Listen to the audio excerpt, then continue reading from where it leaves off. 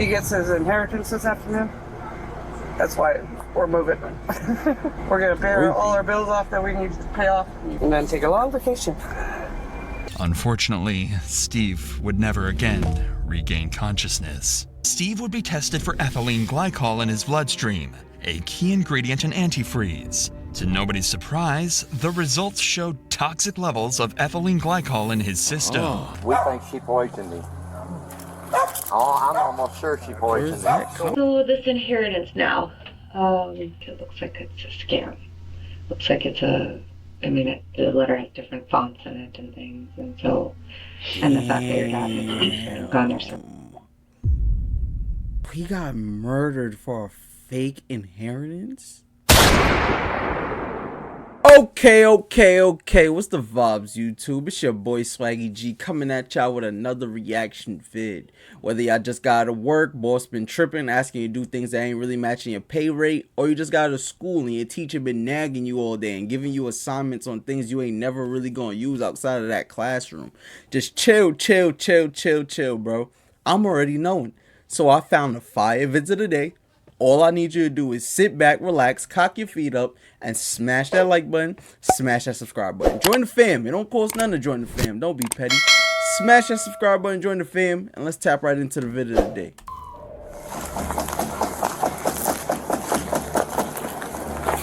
Police department. It's the police department. It's not.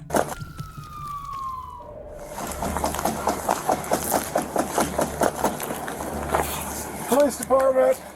It's the police department. It's not Chad. This body cam was recorded the night before Steve Riley's death. Steve and Ina's drunken neighbor had been harassing them and other residents of the neighborhood, so Ina called 911 to de-escalate the situation.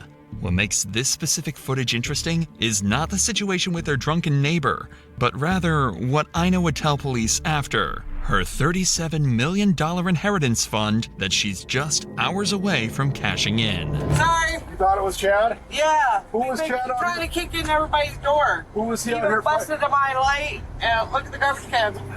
Who was he fighting with? My fiance, he went for a walk, cool down. Who's your fiance? Steve Riley. Steve Riley? Yeah. Okay. What's your name? I'm Ina. Okay. Is your fiance hurt at all? He got gash on his forehead. Okay. You know, we just want to talk with him too, just to make sure he's all right if possible. There's blood all the way over there. That's just. So what actually happened tonight? What were they fighting over? Chad was trying to kick in the door. Just for no reason, or just drunk. He does that. Where do you think your fiance would have went, so we could just get his side of the story real quick? Oh, I don't know. Does he got a phone on? No, we don't have a phone until this afternoon. But this is where Ina reveals something she shouldn't have. Their plans to pay off all of their bills, which had over the years been racking up. And she does this for one reason: to brag. He gets his inheritance this afternoon. That's why we're moving. We're going to pay all our bills off that we need to pay off. That's his wife. His lawyer gets here today at 2 to sign the paperwork for his money. Okay. And then he's going to go pay that. And his lawyer going to pay the rest of his child support. And then take a long vacation. According to Ina, Steve is set to receive an inheritance from his late uncle tomorrow, which supposedly is enough money to turn their lives around completely. What police don't realize at this time is how enormous this inheritance sum really is. $37 million? Hold, yeah. I'm sorry. I'm not like stereotypical or anything. These look like some redneck hillbillies. Like I'm sure they never even thought about $37 million. They wouldn't even know what to do with how to maintain 37.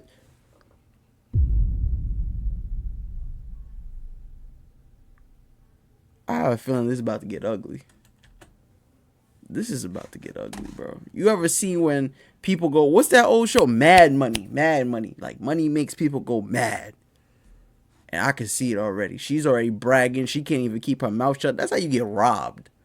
You just telling random people you getting money like, oh yeah, I got big money coming in. We about to pay off all our debts and this, that. Like, what? Like, shorty, keep your mouth shut. Get your bread and get your man's bread and get out the way. And hopefully he throw you a little something. Which supposedly is enough money to turn their lives around completely. What police don't realize at this time is how enormous this inheritance sum really is.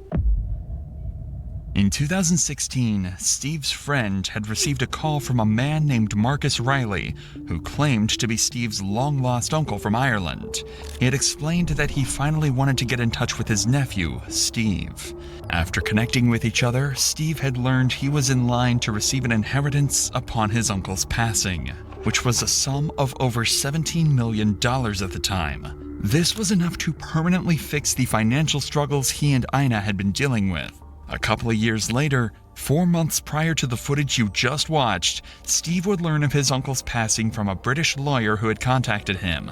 Additionally, he would learn that his $17 million inheritance had grown to over $30 million due to his uncle's successful investments over the years.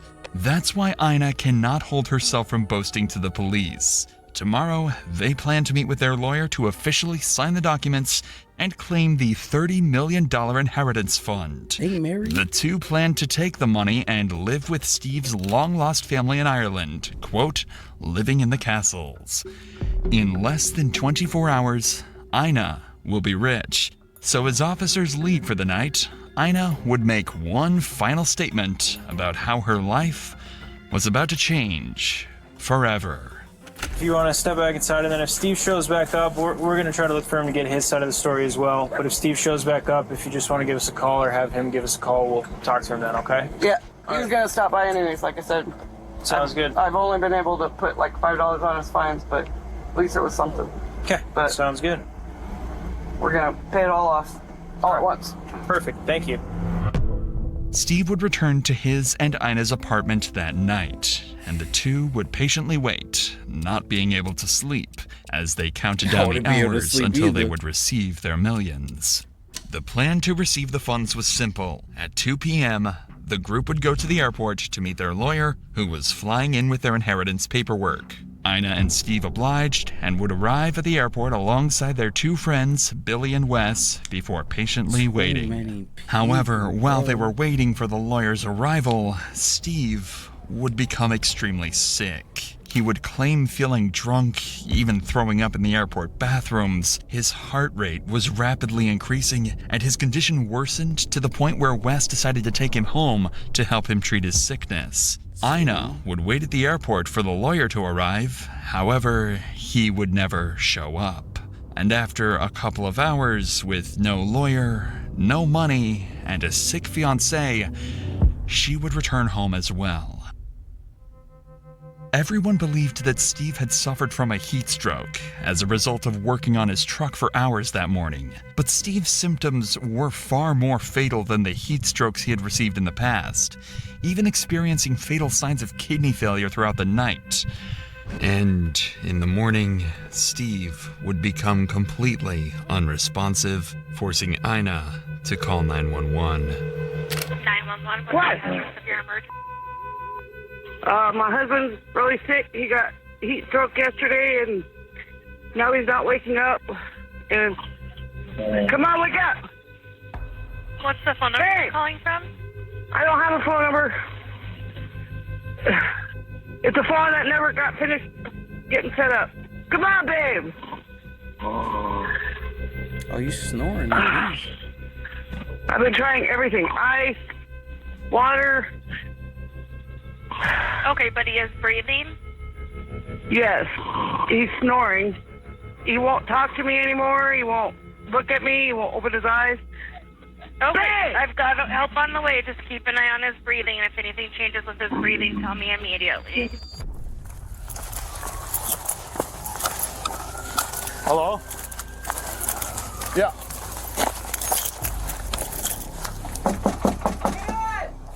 It's Officer Sullivan, Minot PD.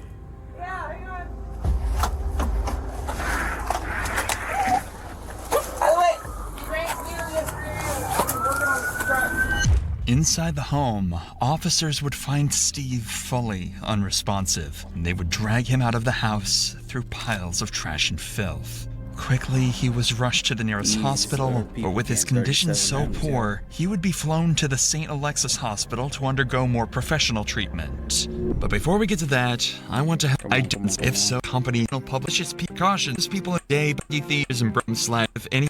Ina would explain to the officers that Steve had gotten a heat stroke, which caused his illness. The officers had no reason not to believe her story, so they would comfort her throughout the day as Steve was being treated. Unfortunately, Steve would never again regain consciousness. This is Billy Burkhead, Steve and Ina's neighbor, and he was with Steve and Ina the entire day of his sudden sickness, even working on the truck with Steve and traveling with them to the airport. Billy simply refused to believe that Steve's death was caused by heat stroke, especially since Steve seemed perfectly fine all day until they reached the airport. Instead, Billy suspected something far more sinister and wanted to share his theory with the detectives. So, the day after Steve's death, Billy would call officers back to apartment 912A to detail his side of the story. We think she poisoned him. Oh, I'm almost sure she poisoned him. So what's your plan right now? For the bird? We're making sure nothing goes. Because you know when they go to jail, they die. I mean, People come and clean how long are you going to stay here? I'll stay here until the sun gets here. Oh. When's the sun supposed to get here? He's not dead. I told you. Stop! He's not. He's dead. I just told the sun. And he was poisoned. Billy's explanation for Steve's death is, well, horrifying. If Ina truly did poison Steve, then his symptoms would make sense, and would add up far more than the idea of him having a heat stroke. However, why would Ina want to poison her husband if they were about to live such a good life? Well, Billy seems to have the exact answer to that question. The other day, she threw all the stuff out in the yard. From his house? Yeah, and he come out and he was holding his head down. And then we're supposed to go up to the airport and meet this guy because he's supposed to get quite a bit of money. Come back, we had to help him out of the car, had to help him in the house. And everything was fine until he come home. And then the next morning, she's throwing all this stuff out. She was supposed to call the ambulance. She never called the ambulance. Billy thinks that Ina was secretly planning to split with Steve after the inheritance was received, even going so far as to throw his belongings out of the house after they returned from the airport. Even worse is that Ina lied about getting help for Steve after they returned from the airport, pretending to take him to get treated when in reality, they never left the house. Unfortunately, Ina overheard all of this talk and decided to give Billy a piece of her own mind. I'm taking off. I'm not worthy of my husband. Dead or alive. Hey, stay out here. Hey, stay out here. I need to take a picture. Picture of what? Billy. Here, with truck. Oh, you can sit over here. Steve collapsed yesterday. Mm-hmm. Went to the hospital. I found out he was poisoned. How'd you find that out? Doctor told me. I'm just telling your son, don't ever stop after these people. They're nasty people. They're nasty. Ina coincidentally seemed to put the blame on the neighbors, calling them evil people. It's become more clear that Steve's death was far more sinister than officers had first expected. Officers now had a potential homicide case to investigate, but as they went to leave, one officer accidentally broke the news to Ina that her fiancé had passed away. Hold on. Bear with me here, y'all. I'm not going to pause it again, but why would she kill him? Because once he gets that money, she could just divorce him, or she could sit and just play the position and juice him for the money. Why kill him? Something's not adding up. I thought everybody knew. I'm sorry. Don't tell me anything. Oh my God. I guess the sun is on his way here. Okay. Apparently the son is on the way here. So. Son better put them all in prison. Yeah. Ina's reaction to her husband's passing is one of the strangest I've ever seen. She starts bawling her eyes out, then suddenly jumps right back to her normal self, as if she hadn't even heard the terrible news to begin with. It's becoming more and more clear that something is not adding up. Billy was not the only person to initially put the blame on Ina. In fact, he was only one of many who would come forward with their concerns. In fact, Billy's wife, Lynn, had stated that Ina had made horrifying statements in the past, alluding that if she was to ever kill her partner, she would poison him, using an antifreeze. To add to the pile of already incriminating information, Steve would be tested for ethylene glycol in his bloodstream, a key ingredient in antifreeze. To nobody's surprise, the results showed toxic levels of ethylene glycol in his system. This information would serve as the catalyst for initiating a formal homicide investigation into the death of Steve Riley. Following the commencement of the investigation, a series of intensive interrogations would be conducted with all parties connected to the incident, including Ina, to ultimately solve Steve's murder. However, before that, Ina would launch a plan of her own. It must have been made apparent to her that she was in hot water, as the day after this encounter with the police, she would call them back to apartment 912A to explain theories of her own. Hi. Yeah. He came up.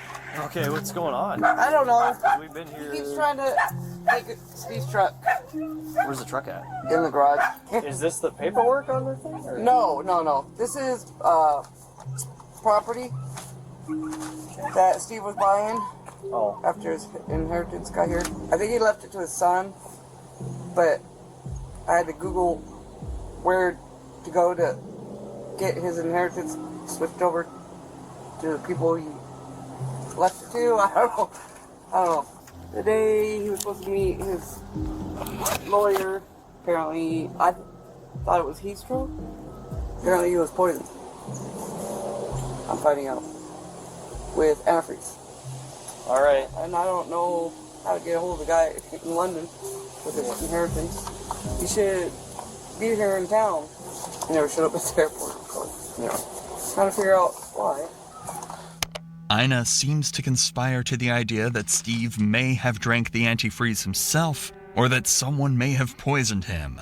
However, despite all the suspicion being thrown her way, she can only stay on track for minutes before going back on tangents about her inheritance fund. It was clear at this point that somebody had poisoned Steve. The idea of this being self-inflicted was unlikely, as Steve had a life-changing amount of money waiting for him, and would have had to drink the antifreeze just hours before going to claim the cash.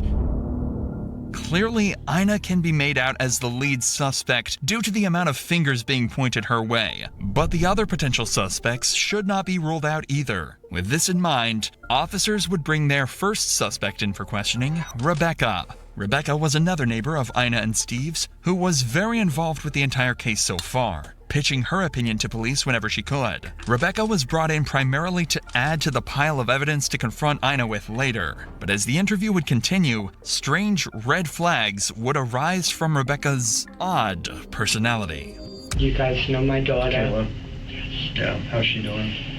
Yesterday, God works in mysterious ways. She was arrested, released. She said this is the demons that are in her, the spirits that follow her, was able to change her butt cheeks. So maybe they'll stop following her now, she said. Yeah, well, hopefully she gets the help she needs. I pray she does. Starting off a homicide interview explaining how demons left your daughter's butt is an interesting way of proving your innocence. But the detective isn't here to judge, rather, to get to the bottom of Steve's death. So he'll ignore these strange remarks. Obviously, it sounds like you might know some things. I'm a nosy neighbor. That's good. I like it. Well, I know what cars belong, what cars don't, who lives in my neighborhood, who doesn't. Yeah. So yes. That's good. We're investigating Steve's passing just because it sounds like maybe there's something suspicious about what happened. Whatever I know.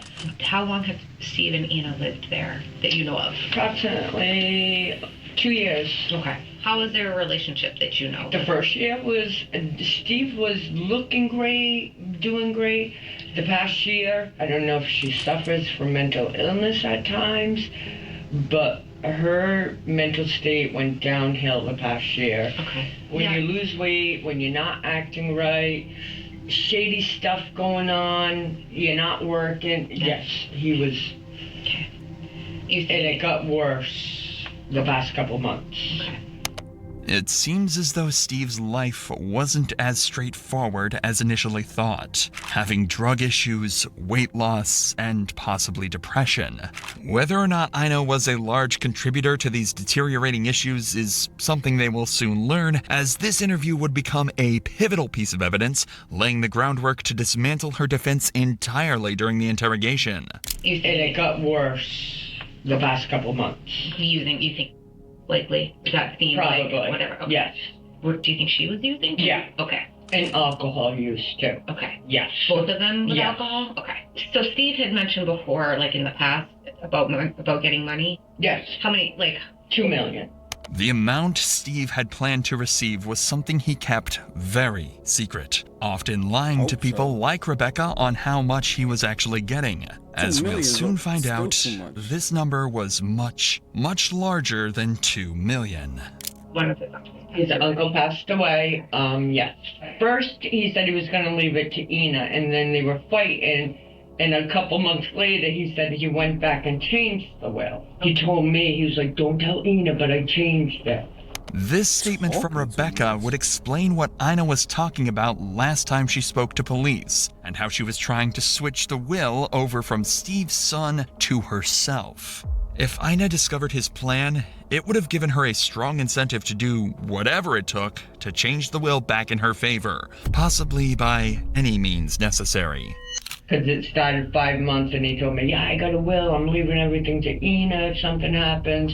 And then it seemed like 2 months after that, he's like, that ain't getting nothing. Because she's a bitch, he said. So that was just it. Yep, that's how yeah. Was he ever talking about leaving Ina? Yes. Okay. You know, I'm going to get this money and leave her, get my own place, or go back to California. Okay. I met her son last night. Oh, okay. Her son came? No, I'm sorry, his son. Steve's son. Yeah. Well, that's okay. He flew in. He came up to my apartment, but as he's leaving, she came up, knocked on my door. When he was up there? Yeah, okay. to get him. I think she was nervous. It was like she was pissed he was up there. And then she's like, I just want to let you know I found the will papers. So she said in front of you that she found will papers? Yes. Yep. Ina clearly had become obsessed with the idea that she was about to live the life of her dreams with Steve's inheritance. But after rumors of Steve leaving her, it seems Ina became terrified that she might not receive the funds and would be stuck with her depressive living conditions. It's now become obvious how these events and Steve's strange death could be correlated to one another. However, as Rebecca had stated herself, she was a nosy neighbor, looking for any rumors or conspiracy theories to help solve the neighborhood drama.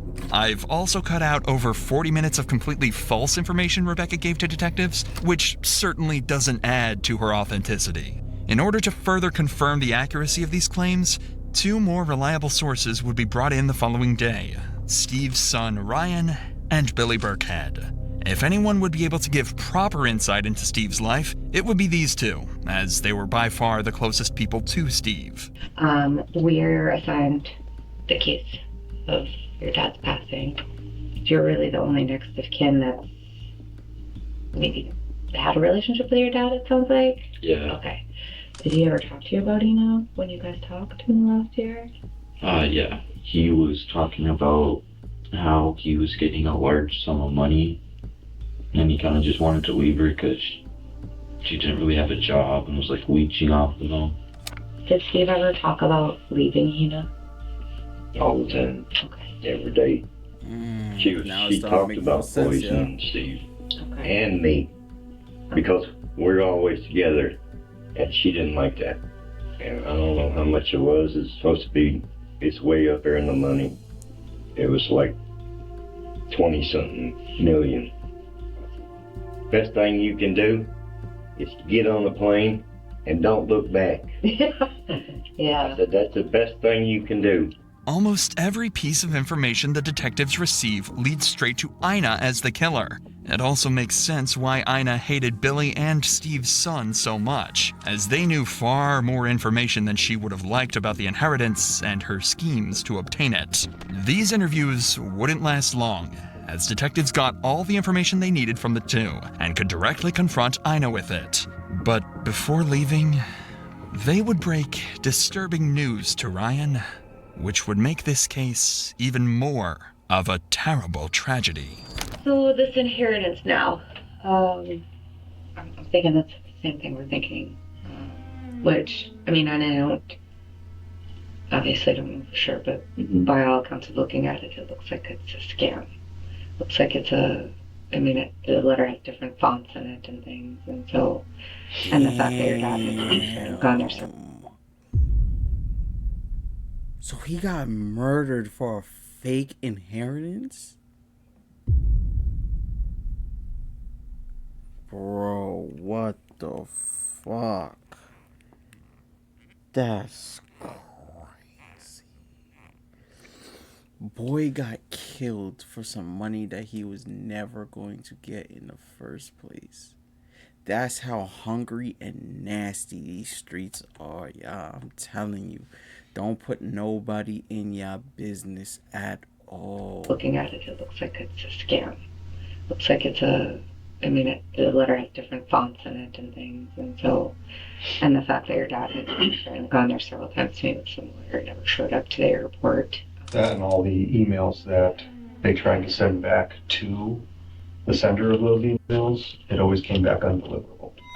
The inheritance was a scam. Steve had lived for the past 7 years under the impression that if he just patiently waited, living through his terrible living conditions, he would come out with more money than he could dream of and finally enjoy life. Even worse was that this very scam that stagnated his life for years may have been the cause of his very own death. With such a pity of a case, detectives would go on to interview a handful of other suspects in order to get as much information as they possibly could to help break down Ina's defense. And after multiple days of interviews, the day finally came to confront Ina with everything they've gathered. But despite all this evidence against her, officers knew they would have a hard time prosecuting Ina without a confession or incriminating statements, and that's exactly what they were determined to get. Inside this cut-down 1.5-hour interview, you'll see some of the most clever interrogation tactics I've ever shown on this channel, slowly dismantling Ina's story until all she has left is an incoherent string of lies. So, like I said, we have been just talking to everyone, like Billy, Russ, everybody that kind of just knew Steve, just to get an idea of like what was going on in his life. So, you and Steve were in a relationship. Yep. Okay, how long had you guys been together? 13 years. Okay. Where did you guys meet? Homeless shelter. In buffet dinner. In North Dakota? Washington. In Washington, okay. The detectives would go on to get more information about Ina and Steve's early relationship, but it wouldn't last long before Ina would start conspiring against Billy and others she wanted to paint as suspects. And I begged him to, stay away from him. We've even gotten into fights. To stay away from Lynn? Billy and Lynn. And okay. I don't like calling people nasty. And they've seen them worse than Steve because he's tall and mean looking. People were intimidated by him. Okay. Just by his look. So why would you want him to stay away from Billy and Lynn? Because they're really, really nasty people. Okay. Felonies. Breaking into places. Okay.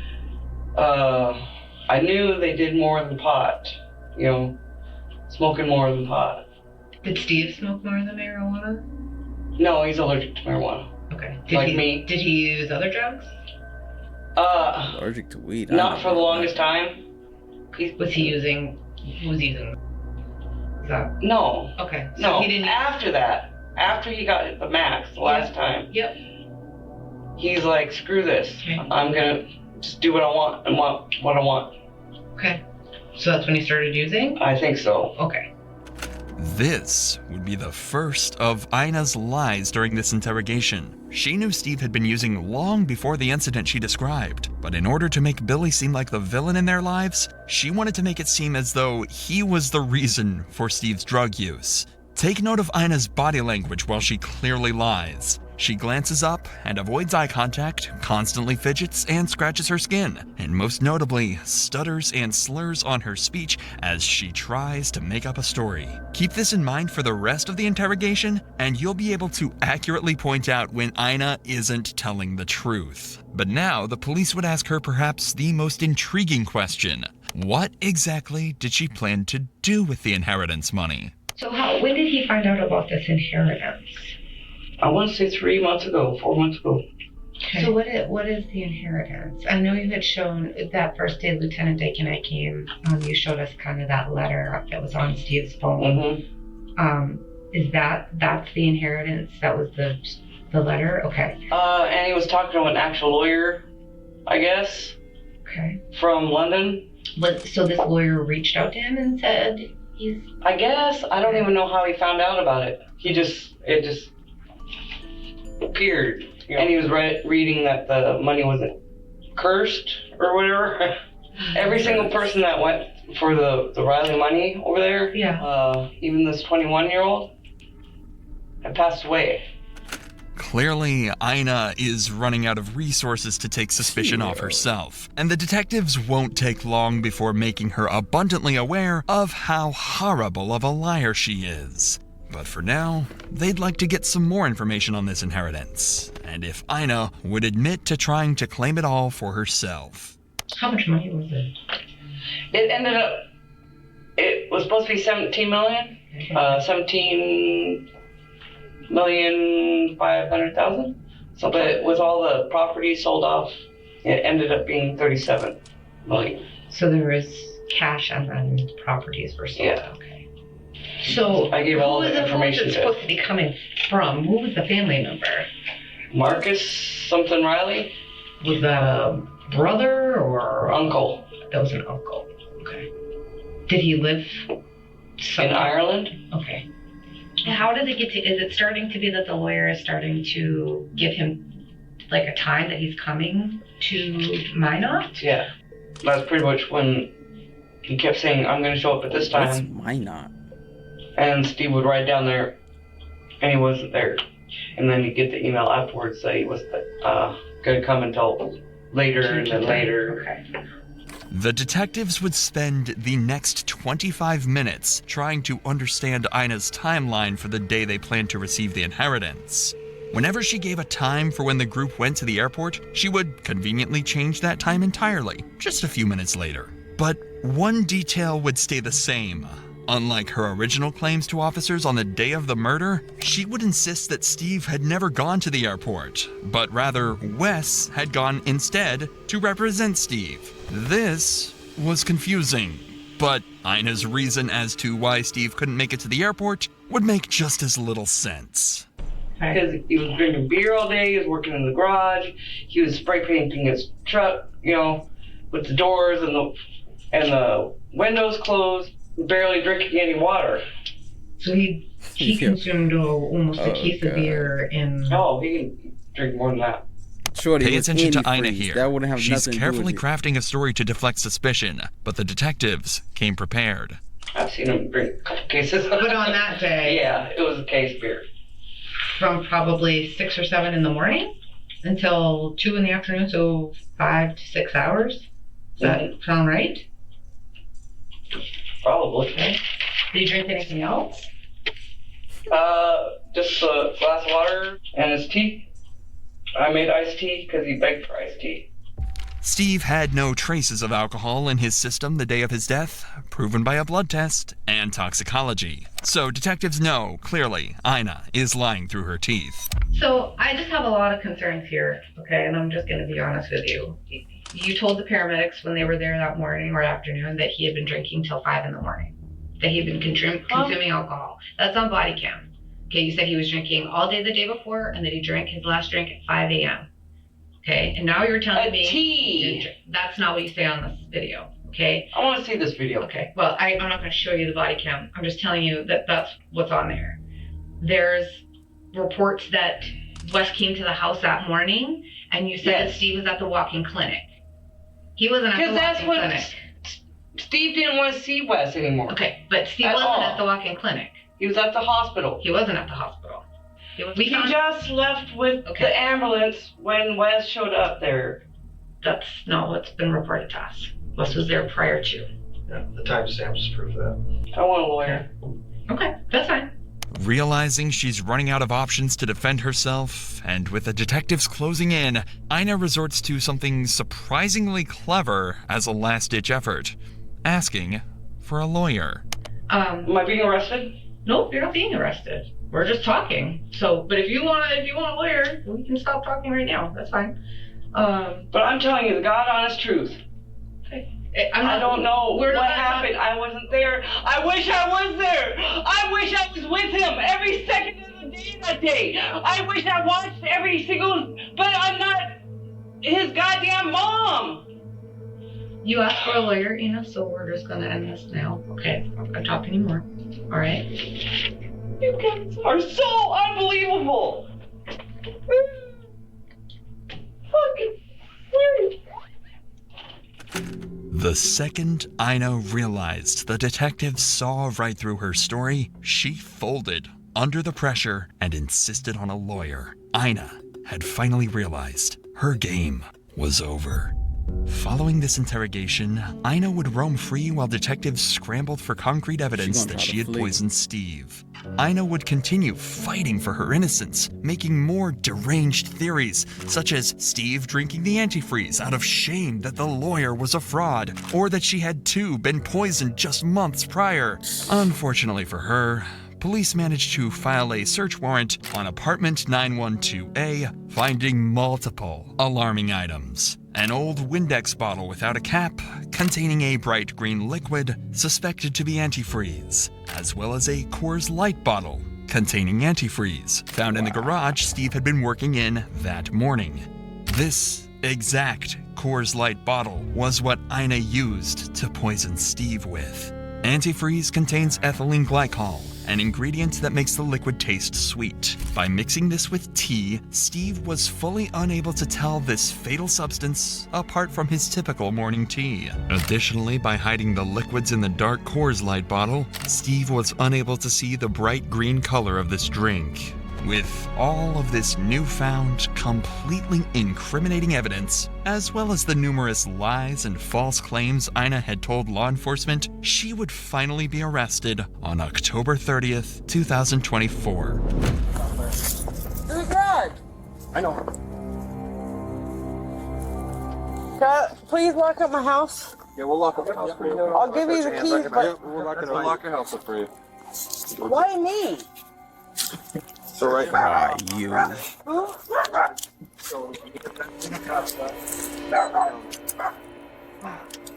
we let you smoke a cigarette, you're gonna be decent?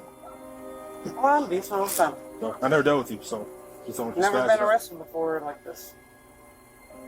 I've never done anything. I haven't done anything. It seems like I'm an easy scapegoat. All I am is an easy scapegoat.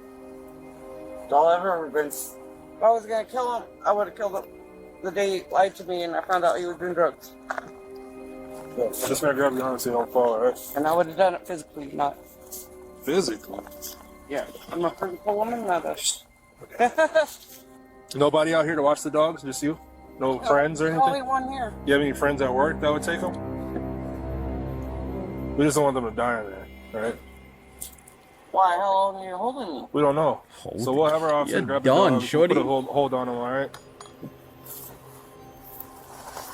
6 months following Ina's arrest, she would sit down in the courtroom for one final time, accepting a plea deal for the murder of Steve Riley. It had been a matter of principle for Ina throughout this entire investigation, staying true to her word no matter how delusional it sounded. But in this courtroom, Ina was left with no choice but to finally confess. Ina Thea Knoyer was charged with murder, intentional, knowing, or with extreme indifference of an adult victim. She was sentenced to life in prison.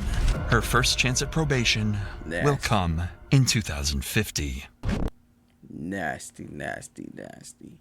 If you take anything from this story, y'all should definitely take, if y'all have any good intent, well, not even good intention, if y'all have any good fortune or anything positive coming in your life, be quiet till it's here.